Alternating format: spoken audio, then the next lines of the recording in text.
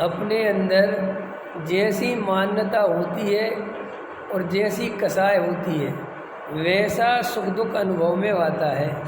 एक तो मान्यता और एक कसाय।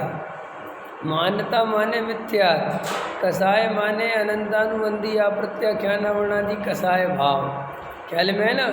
तो जैसे अपने को अभी गर्मी लग रही है, गर्मी बहुत है, तो वास्तव में गर्मी से दुख नहीं है, दुख तो तुम्हारे हमारे अंदर जो मोह पड़ा है ना, जो राग देश चल रहे हैं, दुख तो उससे हो रहा है। लेकिन आरोप सारा किस पे आता है कि हम गर्मी से दुखी हैं। तो वेदनीय कर्म ऐसे ही ऋतु हो गया, स्त्री अपनी पत्नी है तो अपन को लगता अपन अपनी पत्नी से दुखी है, किसी को लगता हम अपने पति से दुखी हैं। तो दुख का कारण परद्रव्य नहीं है, दुख का कारण तो एकमात्र अपनी कसाय भाव है, अपना स्वयं का मोह है। परद्रव्य न सुख देता है न दुख देता है, वो तो निमित्त का भी निमित्त है। निमित्त का भी निमित्त क्यों है? क्योंकि निमित्त तो जीव का स्वयं का वेदनीय कर्म है, वो परद्रव्य तो बिल्कुल भिन्न पड़ा हुआ है। ख्याल में है ना। माने अगर निमित्त भी लेना है तो हमारा असाता वेदनीय कर्म का उदय है, तो वो ही पति दुख में निमित्त बनता है, और साता वेदनीय हो तो वो ही सुख में निमित्त बनता है। ख्याल में है कि नहीं आया? वो ही पुत्र दुख में निमित्त बनता है, वो ही पुत्र सुख में निमित्त बनता है, वो ही पत्नी दुख में निमित्त बनती है, वो ही पत्नी सुख में निमित्त बनती है। कैसे? निमित्त की तरफ से, वो वेदनीय कर्म के उदय से। इसलिए परद्रव्य का तो कोई लेना ही देना नहीं है। सारा आरोप किस पे आ रहा है? परद्रव्य पे। अरे साहब वो खराब है, संयोग खराब है ना। संयोग खराब नहीं, अपना स्वयं का सादा वेदनी कर्म का उदय है, और वैसी ही पर्याय में मोह की स्थिति है जिसके कारण ये सुख दुख भाषित होता है। इसलिए जिनकी मान्यता ऐसी है कि परद्रव्य बदल जाएंगे तो मैं सुखी हो जाऊंगा, वो मिथ्यात्व है। अंदर ये निर्णय होना चाहिए कि सुखी तो तभी होऊंगा जब ये मोह हटेगा, दर्शन मोह हटेगा और चारित्र मोह हटेगा। दर्शन मोह हटेगा तो श्रद्धा संबंधी सुखी होगे, और चारित्र मोह हटेगा तो परिणति संबंध सुखी हो जाओगे। ख्याल में है ना। श्रद्धा का सुख अलग है, चारित्र का सुख अलग है।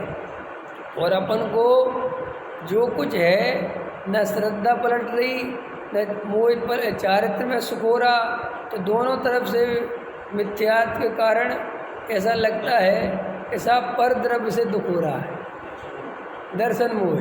तो रात और दिन परद्रव्य को बदलने में, जोड़ने में, हटाने में, मिटाने में, अथवा अन्य किसी को भी हम सुखी कैसे मानते हैं? संयोग से। क्यों मानते हैं? ऐसा मानते क्योंकि हमें क्या पता किसके अंदर कैसी कसा है। अपन तो जैसे किसी पैसे वाले को देखा तो अपन क्या मानते हैं कि सुखी होगा। किसी की सुंदर पत्नी देखी तो ये सुखी होगा, किसी का सुंदर पति देखा तो ये सुखी होगा, किसी का आज्ञाकारी बेटा देखा तो ये सुखी होगा। ऐसा नहीं है, उसके अंदर कैसा मोह है, कैसी कसाय है, वो तो वो ही जानता है ना। इसलिए किसी का भी आकलन परद्रव्य के आधार से नहीं कर सकते। क्या पता वो अंदर तीव्र कसाय लेके बैठा हो, तो भाई साहब उसके जैसी आकुलता तो किसे नहीं हो सकती। नहीं समझे आप? तो इसलिए हम किसी के बाहर के संयोग से सुख दुख नहीं माने, पहले नंबर पर। और अब अगर ऐसा नहीं मानेंगे तो अपने को भी अपन जानेंगे कि हमारी जैसी कसाय होगी वैसा दुख भाषित होगा। देखो, इसके लिए शास्त्र पढ़ने की आवश्यकता नहीं है, आप इसको अनुभव से देख सकते हो। जब आपके अंदर कसाय मंद होती है तो उन्हीं संयोगों के बीच में भी शांति रहती है कि नहीं रहती? चीज़ें तो वैसे ही रहती हैं, और लेकिन आपको वही कसाय तीव्र हो जाए तो सब में दुख भाषित होने लगता है कि नहीं होने लगता? चीज़ें वही की वही हैं, चीज़ें बदली क्या? आप गरीब आदमी के घर गए, उसके घर में बेचारे कुछ खाने पीने का सामान नहीं है, व्यवस्था नहीं है, रहने की भी कोई ढंग की व्यवस्था नहीं है, तो आप देख के आए और अपने घर पे वापस आए तो आपको लगता है ना मैं कितना सुखी हूँ। चीज़ें तो वहीं की वहीं हैं, उसमें कुछ चेंज तो नहीं हो गया, लेकिन उतनी देर के लिए हृदय में ये बात समझ में आई कि अरे अपने से भी ज़्यादा दुखी हैं बेचारे लोग।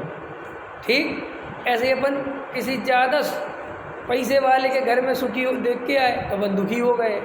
तो इसका मतलब बाहर में सुख दुख नहीं है, हमारे अंदर जैसी धारा जिस समय चलेगी हमें वैसा अनुभव होगा। क्लियर हो गई बात?